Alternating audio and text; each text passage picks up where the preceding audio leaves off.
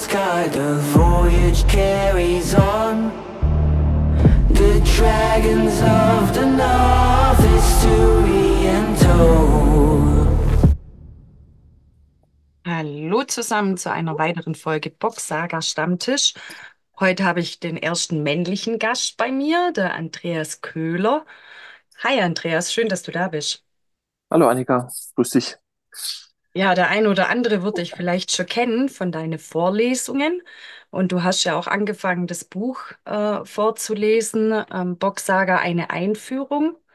Und jetzt wird mich interessieren, wie du zur Boxsaga gekommen bist. Meine Lieblingsantwort auf so eine Frage ist, wie der Blinde zur Ohrfeige. Ich hab vorhin mal geschaut, weil du hast die Frage ja in Vorbereitung, hast du dir ja schon mal gestellt. Und da habe ich überlegt, wann das war. Und ich habe rausgefunden, 2021 habe ich die Boxsaga kennengelernt. Und zwar hatte ich ein Buch empfohlen bekommen über YouTube. Da gab es eine Besprechung, eine Buchbesprechung mit dem ich komme jetzt gar nicht auf den Namen, mittlerweile verstorben. Der hat einen YouTube-Kanal betrieben in Leipzig, Neue Horizonte hieß der.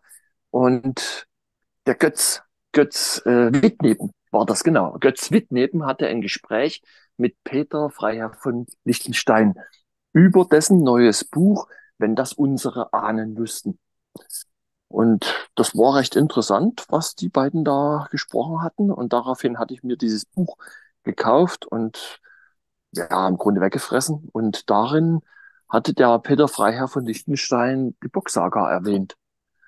Und weil der gesamte Inhalt dieses Buches schon sehr interessant war, dachte ich, ja, das wäre mit der Boxsaga mal weiterführend eventuell. Und da habe ich mir die gekauft und habe die dann in unserem Urlaub, wir hatten einen Urlaub an der Spree gemacht, da habe ich dann den Urlaub dafür hergenommen, dieses Buch zu lesen. Und das war auch was ich ganz alleine lesen musste. Ich brauchte meiner Freundin davon nichts erzählen, weil ich das selber erstmal verdauen musste, was da alles geschrieben, was da alles geschrieben stand. Und ja, so bin ich im Grunde zur Boxsaga gekommen. Ja, und dann später, ich weiß gar nicht mehr wann, vor einem Jahr oder so, oder vor 1,5 Jahren ungefähr, habe ich dann angefangen, nachdem ich die ein bisschen verdaut habe, zugegeben, habe ich die angefangen direkt vorzulesen. Weil ich dachte, das ist schon ähm, in weiten Strecken doch auch interessant für viele andere. Es gibt natürlich so ein paar Punkte, wo du insbesondere, ja, weißt du ja selber, gegen viele, oder wie sagst du, mit den Tabus. Man bricht ja viele Tabus eigentlich, oder man Mhm. spricht viele Tabus an in dieser ganzen Geschichte. Aber es gibt trotz allem viele Sachen, wo ich dachte, das ist doch sehr interessant, auch dass das viele mehr Menschen erfahren bezüglich der Sprache zum Beispiel, der Sprachentwicklung, dem Sprachverständnis. Und da habe ich das angefangen vorzulesen. Und dann also so abschnittweise, so Stunde Länge. Und ich bin noch gar nicht ganz fertig eben. Ne? Ich muss noch ein bisschen Mhm. was vorlesen. Und ja, so war das. So fing das dann im Grunde an. Also bin ich jetzt ja seit 3 Jahren mit der Boxsaga im Grunde betraut. Und ja, und durch den Ananto insbesondere und seinen Kanal ist ja auch meine Vorlesung dann entsprechend auch ein bisschen bekannter noch geworden. So kam das im Grunde. Ja, so kam Und ich dazu. was hat dich am meisten fasziniert? Ach, im Grunde ist die ganze Boxsaga von Anfang bis Ende faszinierend. Äh, ja, besonders kann ich vielleicht sagen, hat mich tatsächlich aber das ganze Thema über die Sprachentwicklung gepackt. Wie der Mensch entstanden sein soll, wie es da beschrieben wird, das war jetzt natürlich ist schon interessant, wenn man sich das mal anhört. Das ist nie unbedingt auch gleich etwas, was man nachvollziehen kann, aber alles, was in der Boxsaga bezüglich der Sprache geäußert wurde, fand ich in sich geschlossen, logisch, nachvollziehbar und alleine auch deswegen nachvollziehbar, weil das jetzt äh, auch in der heutigen Zeit immer noch zu greifen ist. Verschiedene Sachen und sich daraus tatsächlich ein besseres äh, Gefühl auch entwickelt für die Sprachen der Welt im Grunde. Mhm. Weil das hier sich ja alles eben nicht bloß auf, überhaupt nicht auf Schriftsprache oder Buchstaben aufbaut, sondern eben auf Klänge. Und das hat mich selber eben ganz besonders berührt, weil ich mich schon länger für mich alleine mit dem Thema befasst habe oder drüber nachgedacht habe, was Sprache im Grunde ist. Und bin für mich selber immer drauf gekommen, dass es ja auch analog zu allem, was uns umgibt, an Frequenzen, ja selber auch ein Stück Frequenz ist, ein kleines Stück Musik oder Musik. Ja, ich sage mal Musik. Ja, alle lachen drüber, wenn ich Musik sage, was Musik heißt. Es ist ja ein Stück, ja, universelle Musik und die wirkt ja. Und das hat mich halt ganz besonders ja, interessiert, weil ich natürlich auch viel Geschichten vorlese und mich viel mit Sprache beschäftige und das war halt das Eindrücklichste im Endeffekt. Aber trotz allem, die Boxsaga im Ganzen ist faszinierend, wenn man mal über den Punkt des Ekels, sage ich mal, des anfänglichen Ekels hinauskommt und sich das versucht, ein bisschen nüchtern mal zu Gemüte zu führen. Da ist das schon tatsächlich von Anfang bis Ende eine faszinierende Geschichte. Ob sie stimmt, keine Ahnung, aber es ist denkbar, was da alles erzählt wird, weil es eben in sich irgendwie logisch ist. Ja, Mhm. ja. Ja. Du hast ja auch angefangen, auch andere Bücher zu lesen. Vor allem hast du ja angefangen, alte Bücher aus dem Englischen ins Deutsche zu übersetzen. Und du hast auch einen eigenen Kanal. Möchtest du uns Ja, vielleicht darüber was erzählen und was du zurzeit liest oder womit du dich beschäftigst? naja, also wie ich ja gesagt habe, ich habe diese Vorlesung auf meinem YouTube-Kanal äh, veröffentlicht und es hat sich während der Monate, oder es sind jetzt schon wenige Jahre, die ich den YouTube-Kanal betreibe, hat sich halt auch immer ein bisschen herauskristallisiert oder ich konnte halt erkennen, was die Leute so interessiert. Und bin dann über diese mystischen Geschichten auch zu Themen halt gekommen, zu Geschichten, die zum Beispiel von Reisen ins Innere der Erde erzählen. Und das war übrigens eine Geschichte, das war übrigens die erste, die ich überhaupt vertont habe, 2013. Die bekannteste, glaub, von dem Olaf Jansen, der mit seinem Vater 1829 eigentlich eher zufällig ins Innere der Erde gesegelt ist. Die waren auf einer Fischfangreise an der Atlantikküste oder Nordmeerküste Norwegens und sind dann, weil das Wetter einfach schön war, es war einladend, sind die einfach weitergesegelt Richtung Nordpol und sind dann irgendwie im Innern der Erde gelandet. Ob es jetzt wirklich das Innere der Erde war, keine Ahnung. Jedenfalls waren sie in einer anderen Welt gelandet, in der sie dann angeblich 2,5 Jahre gelebt haben, bevor sie zurückkamen. Und diese Geschichte habe ich schon vorgelesen vor 2013. Ja, das war die erste. Und das erfreut sich größten Interesses tatsächlich. Und dann bin ich halt weiter mit solchen mystischen Geschichten halt gegangen und habe dann Ausschnitte aus verschiedenen Büchern vorgelesen. Und Anfang dieses Jahres habe ich zufällig eine Geschichte bei TikTok vorgestellt bekommen, wo es um die Entdeckung einer fremden Welt hinter der Antarktis ging.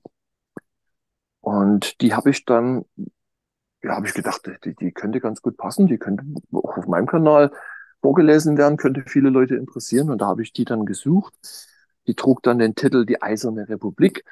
Und das war dann aber nur in Englisch verfügbar. Und dann hatte ich ganz kurz mich gegrämt, also wirklich nur ganz kurz, weil ich dachte, ja, was will ich die in Englisch vorlesen? Meine Hörer sind ja Deutsche und wenn ich es in Englisch vorlese, werden es meine Hörer erstmal nicht verstehen und zweitens mal würden es noch nicht mal die Engländer verstehen, wenn ich es Englisch vorlese. Und dann habe ich mich kurz dazu entschlossen, die zu übersetzen.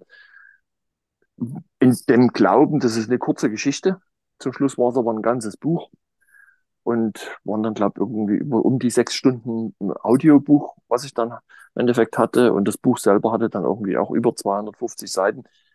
Und dann hat das dann, ja, wie sage, ist wie eine Bombe eingeschlagen und habe dann einfach weiter übersetzt. Und jetzt bin ich gerade dabei, ein Buch zu übersetzen, das auch wieder eine Reise in die innere Erde erzählt. Und zwar, ich muss jetzt lügen, von 1800, nee, von 1700, also über 200 Jahre alt. Von 1700, 1720, glaube ich. Ich müsste jetzt tatsächlich nochmal nachgucken. Simsonia heißt die jedenfalls. Und die Geschichte ist über 200 Jahre alt, auf jeden Fall. Und ja, da geht's halt auch darum, dass äh, eine, es ist eine fantasievolle, fantastische Reise ins Innere der Erde, über den Südpol in dem Fall. Und das Faszinierende an der Geschichte ist, ganz ab davon, ob das jetzt wirklich stimmt mit dem Aufbau der Erde, völlig egal. Aber dort wird eine fremde Zivilisation entdeckt und in der Geschichte wird diese dann auch beschrieben. Und manchmal habe ich tatsächlich auch jetzt gerade bei der Geschichte den Eindruck, es ist eine sozialkritische Studie der aktuellen Zeit irgendwie, die aber schon vor 200 Jahren geschrieben wurde. Und es wird unter anderem auch ein ideales soziales Gefüge beschrieben und eine ideale, geradezu ideale Regierungsform, die im Grunde dem Hörer oder auch dann später dann dem Leser eigentlich ja gewissermaßen den Horizont, das Denken öffnet über Sachen, die vielleicht alternative Lösungen darstellen können zu dem, was wir derzeit eben haben. Das ist ganz faszinierend.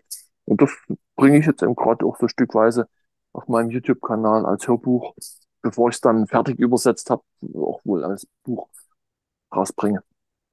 So in die Richtung gehen jetzt aktuell die meisten Geschichten und da kommen halt, was weiß ich, zum Beispiel auch Märchen mit dazu, wie von dem Alexander Wolkow, dem Russen. Der hat die Geschichte von dem Zauberer von Oz adaptiert und hat da eine eigene Geschichte daraus gemacht. In 6 Bänden ist die damals insbesondere in der DDR äh, sehr beliebt gewesen. Der Zauberer der Smaragdenstadt. Und da gibt es dann 5 Fortsetzungen. Und eine davon handelt zum Beispiel oder trägt auch den Titel Die 7 unterirdischen Könige. Und das behandelt halt auch ein ganz interessantes Thema, gerade mit Innererde und den Zivilisationen. Also ich habe jetzt, wo ich es jetzt als Erwachsener lese, muss ich auch sagen, eigentlich ist es gar kein Märchen für Kinder, sondern eigentlich eher für Erwachsene, weil auch da sehr viele Parallelen sind, die eigentlich ja in die gleiche Kerbe schlagen, sag ich mal. Ja. Und bei all den Mysterien, da hat sich halt die Boxsaga auch ganz gut eingefügt, im Grunde.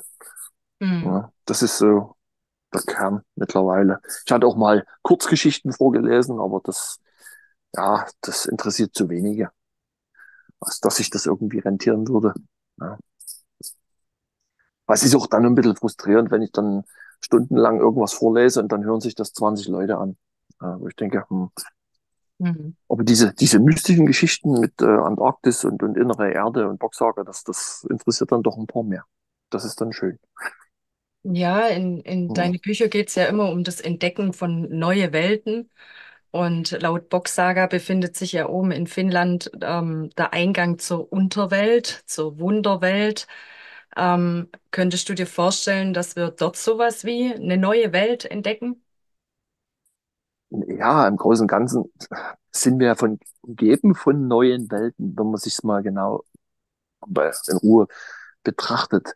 Weil ich habe selber viele Leute kennengelernt, die, wir haben ja, glaube ich, schon mal drüber gesprochen, die, die wollen in der Weltgeschichte rumreisen, waren aber noch nicht mal in ihrem Nachbardorf.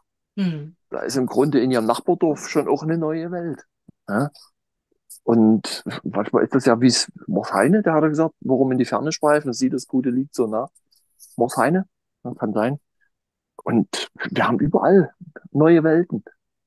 Wir müssen eigentlich gar nicht, was weiß ich, ins Innere der Erde oder auf andere Kontinente, obwohl das natürlich interessant ist, herauszufinden, wie unsere Erde aufgebaut ist. Aber Neues und Faszinierendes umgibt uns ja immer und überall. Da brauchen wir ja gar nicht wirklich so weit weg. Und ich selber bin ja viele Jahre um die Welt gereist und bin jetzt zu Hause und muss sagen, war zwar schön, ich war unterwegs, konnte mir die Hörner abstoßen, aber so viel berauschend Neues habe ich draußen in der Welt auch nicht finden können im Vergleich zu meiner Heimat. Also das ist überall im Grunde, ja, fast das Gleiche. Alle kochen mit Wasser, ja, sozusagen. Und ja, die interessantesten Welten habe ich für mich selber rausgefunden. Die entdeckst du sowieso in dir, weil Hm. ich mich auch ein bisschen also ein bisschen, ja, schon seit vielen Jahren, seit fast 30 Jahren intensiver mit spirituellen Dingen auch beschäftige. Und ich muss eigentlich, meine Erkenntnis, meine Einsicht, die in das interessanteste und am wenigsten erforschte Welt ist eigentlich in, in uns selbst. Hm. So, also wir selber. Die Leute versuchen immer die Welt zu verstehen und kennen sich aber selber noch nicht mal. Wo ich mich dann frage, ja, wie wollen sie die Welt verstehen, wenn sie sich selbst noch nicht kennen? Ja, das ist ja irgendwie das Pferd von hinten aufgezäumt. Ja. Ja. Und vielleicht, gerade, was weiß ich mit Finnland, vielleicht findet man da irgendwas Mysteriöses, aber ich glaube, das ist irgendwie immer eine Jagd. Man trägt bei allen Dingen, es ist ja nicht bloß dort, man hat so viele Hoffnungen und findet dann irgendwas und dann ist es aber nicht genau so, wie man sich vorgestellt hat und dann ist man bloß enttäuscht und ist dann doch nicht die Lösung. Man versucht ja auch immer irgendwelche Lösungen zu finden für seine eigenen Probleme und die findet man aber im Außen eben nicht. Egal, wo du suchst, ob jetzt im Innern der Erde oder auf anderen Kontinenten oder anderen Planeten oder was weiß ich wo. Genauso die Hoffnung, dass uns Außerirdische irgendwas bringen oder keine Ahnung, dass Donald Trump die Welt rettet oder sowas. Und das ist ja genau das gleiche Thema im Endeffekt. Ich finde es bloß, was jetzt Finnland betrifft, finde ich es halt interessant, wie sich das alles in die nordischen und germanischen Mythologien eben einbindet und uns dahingehend ein besseres Verständnis vielleicht auch eröffnet. Gerade zum Beispiel auch mit dem Valhalla, dass man einfach versteht, was eigentlich wirklich Valhalla war. Und das wird ja über die Boxsaga auch erklärt. Und Hm. das ist ja zum Beispiel auch ein ganz faszinierender Bereich, wie die Ja. Boxsaga das alles erklärt, was das war und wie es entstanden sein soll. Und aber wie gesagt, ob das jetzt wirklich der ganze Anfang der Menschheit war, wage ich zu bezweifeln, weil allein wenn die sagen, dass der Mensch aus der Kreuzung einer Ziege und eines Affen hervorgegangen ist, dann frage ich mich, wer hat die beiden dazu gebracht, miteinander freiwillig machen die das ja nicht. Wer weiß, wie damals die Energien waren. So ein bisschen, ja, Ja, keine Ahnung. es regt auf alle Fälle zum Nachdenken an. Ja, also es eröffnet schon allein, wenn du drüber nachdenkst, deinen eigenen Horizont und damit ja schon, du musst ja gar nicht weglaufen, irgendwo anders hin, du musst dich in keinen Zug setzen, kein Flugzeug. Allein wenn du dieses Buch liest und in Ruhe drüber nachdenkst, eröffnet es dir schon neue Welten Ja. im Grunde. Du kommst plötzlich mit deinen Gedanken in Regionen, von denen hast du noch nicht mal vorher gedacht, dass es die überhaupt gibt. Ja? Und das ist schon, vielleicht ist das auch manchmal das, das Wichtigste an solchen Geschichten, habe ich manchmal so den Gedanken, dass es völlig egal ist, ob das jetzt stimmt oder nicht, aber es hilft dir, dein Denken zu erweitern. Hm. Ja? Weil manche sind in so eingefahrenen Gleisen. Ich habe das manchmal, das mal vor vielen Jahren, als ich mich intensiver mit spirituellen und esoterischen Dingen auseinandergesetzt habe, befasst habe, habe ich das oftmals beobachtet. Da waren manche dann so fanatisch, hatte ich den Eindruck. Die haben dann, ich sage jetzt mal übertrieben, die haben rausgefunden, dass Edelsteine eine, eine mystische Bedeutung und Wirkung oder wie auch immer entfalten können. Und die haben jetzt gedacht, weil sie das mit den Edelsteinen rausgekriegt haben, haben sie die Welt verstanden. Und links und rechts gab es nichts anderes. Es waren jetzt nur noch die Edelsteine. Hm. Und ja, und so eine Geschichten merke ich, spüre ich ja bei mir selber, da geht dort noch mal eine Tür auf und da noch mal ein Fenster und du siehst dann noch ganz andere Sachen. Und ob das jetzt eben alles stimmt oder nicht, ist völlig egal, aber du komplettierst einfach dein eigenes Bild von der Welt und merkst halt dann irgendwann, dass es gar kein 2D-Puzzle ist, sondern 3D und du sammelst halt Puzzleteile und kannst die dann manchmal auch nicht unbedingt sofort irgendwie ein Bild einfügen, aber dann über die Jahre, weil dann noch ein weiteres dazukommt und noch eins und Hm. plötzlich denkst du, ach Gott, das passt ja irgendwie und zusammen ergibt es plötzlich ein Bild. Das Puzzleteil allein, noch gar nichts, aber jetzt hast du noch ein zweites und vielleicht noch ein drittes und plötzlich ergibt das einen Sinn. Ja? Und dann weißt du manchmal erst 10, 20, 30 Jahre, nachdem du irgendwas gelesen oder gefunden hast, warum du es gefunden hast oder warum du es gelesen hast. Ne? Und das finde ich cool mit solchen Geschichten. Aber eigentlich mit allen Geschichten, mit fast allen Geschichten.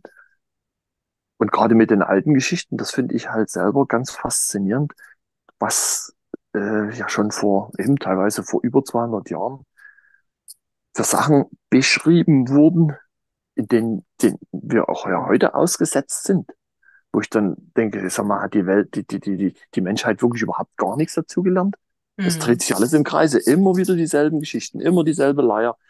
Die Protagonisten werden ausgetauscht. Und wenn ich mir aber dann überlege, es gibt Reinkarnation, dann werden wahrscheinlich noch nicht mal die Protagonisten ausgetauscht. Dann haben wir wahrscheinlich wirklich bloß unseren Körper getauscht und kommen zurück und machen den gleichen Case nochmal. So ungefähr. Fangen wir von vorne an. Ne? Weil wir ja alles vergessen haben beim Inkarnieren. Ja. Was wünschst du dir für die Zukunft von Box Saga? Findest du, dass jeder von Box Saga mindestens mal gehört haben sollte? Also das denke ich schon, dass das ganz gut wäre, wenn jeder mal wenigstens davon gehört hätte. Weil es eben, wie gesagt, das eigene Denken auch eben in Bewegung bringt. Ja. Und dauerhaft im Grunde in Bewegung bringt. Und es hilft natürlich auch, gerade wegen des Themas Sprache, das eigene Sprachverständnis zu verbessern. Insofern finde ich es schon gut, wenn jeder davon Kenntnis erlangt. Und was ich mir selber von der Boxsaga im Grunde eigentlich wünsche, wäre, dass wir die noch umfassender verstehen können, weil das ist ja so eine riesige Saga. Äh, die kennt ja, die kennt ja keiner komplett. Und ich glaube, der Ior Bock hat auch einiges mit ins Grab genommen. Der ist ja, glaube ich, gar nicht fertig geworden, das alles zu erzählen. Hm. Und das ist ja im Grunde ein Riesenpaket Geheimnisse noch damit verbunden, was wir nur mühsam vielleicht öffnen können. Und ja, das würde ich mir wünschen, oder wünsche ich mir, dass man da irgendwie das besser noch versteht und enträtseln kann. Und weil das, was in dem Buch steht, das ist ja auch bloß das, was, äh, wie heißt der? Michel Merle? Nee, ja, ja. Jetzt komme ich mit den Namen immer durcheinander. Was der Michel eben erzählt hat und äh, oder was Ananto auch erzählt. Die erzählen aber auch bloß das, was sie verstanden haben, im Grunde. Hm. Und ja, das ist ja dann auch schon gesiebt im Grunde. Und ja, insofern denke ich, wäre es schon gut, wenn noch mehr Menschen davon Kenntnis haben, weil man gemeinsam vielleicht doch eher zu einer Lösung kommt und ein besseres Verständnis äh, entwickeln kann, weil jeder eben noch eine andere Perspektive hat und sowieso einen anderen Hintergrund und dann entsprechend andere Schlüsse zieht. Und ich habe zum Beispiel, ganz interessant, ich hatte einen Anruf bekommen, resultierend aus den Vorlesungen tatsächlich. Da hat sich eine Frau mit mir in Verbindung gesetzt, stellte sich dann raus, die wohnt in Dresden und die hat Sprachen studiert. Und die hat dann insbesondere mit Hilfe der Bocksaga dann auch ihre Doktorarbeit schreiben können. Die hat äh, nicht nur, aber die fand sich durch die Boxsaga, glaube ich, auch bestätigt, Und die hat dann ihre Doktorarbeit, das ist ein riesengroßes Buch, das ist bestimmt 4 Zentimeter dick und so groß wie DIN A4 oder ein kleines Stück größer und weiß gar nicht, es wiegt bestimmt knapp 1 Kilo.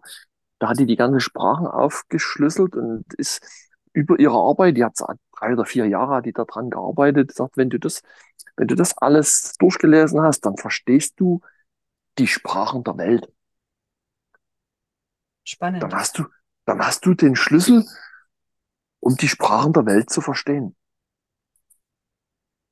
Und es gibt ja zum Beispiel ganz einfache Sachen, weil sich ja alles auf Töne aufbaut, hat sie mir das auch erklärt. Ich hatte mit ihr dann gesprochen, sie hat mir das Buch tatsächlich geschickt und geschenkt. Das gibt's im Handel gar nicht. Ja, und sie hat es extra für mich wohl drucken lassen und das hat sie mir dann geschenkt. Und durch die Töne, wenn man eben bei der Sprache mehr auf die Klänge achtet, dann hat man, ich will mal ein Beispiel bringen, eher auch ein Verständnis. Im Finnischen sagt man ja zu dem Wasser zum Beispiel O. Und dieses O wird zwar anders geschrieben, aber taucht ja im französischen Begriff für Wasser auch auf. Da heißt es ja auch O. Und zum Beispiel eröffnet sich dann auch wohl eine Erklärung, warum die Weltmeere Ozean genannt werden. Mhm. Überall ist Wasser. Ja? Und das findest du mit anderen Begriffen auch. Und zum Beispiel also ein kleines weiteres Beispiel im Finnischen oder in der Boxsaga heißt zum Beispiel, oder in der ursprünglichen Sprache, in dieser Rutsprache, wird halt zum Beispiel eine satte Wiesenlandschaft, die wird Eng genannt. Und jetzt haben wir eine Insel in Europa, die heißt England. Jetzt kann man mutmaßen, warum die diesen Namen bekommen hat. Mhm. Ja. So, es gibt ja auch Grönland und Island. Ja. Und also wenn man das einmal irgendwie verstanden hat, finde ich, dann kommt man auch wie ein bisschen aus seiner Nussschale irgendwie raus oder aus seiner Kapsel, weil man merkt, äh, es hat alles dieselbe Wurzel, denselben Ursprung, es ist dieselbe Sprachfamilie oder überhaupt, wir sind gar nicht so allein, wie wir oftmals denken, sondern wir gehören doch irgendwie alle zusammen. Und und das finde ich sehr positiv, es hat dann einen verbindenden Effekt. Man fühlt sich dann eben doch mit der Weltgemeinschaft doch eher ein bisschen verbunden und man löst sich fast automatisch aus seiner Isolation, die ja dann tatsächlich auch bloß eine Illusion ist. Das finde ich halt ganz positiv damit als begleitenden Effekt. Ja. Schön. Gut, Andreas. Ja. Vielen Dank für unser Das Gespräch. war's. Das war's schon. Wir treffen Wir uns sind, aber auf alle Fälle nochmal oder wieder. ja, Und dann gerne. gibt es auch ein Thema, das wir dann Mhm. besprechen können. Genau. Jetzt für heute bedanke ich mich erstmal. Sehr schönes Gespräch. Danke, dass du dir Zeit genommen Ja, hast. danke für deine Einladung. Hat mich sehr gefreut. Ja, sehr gern. Ich fühle mich sehr geehrt. Dankeschön.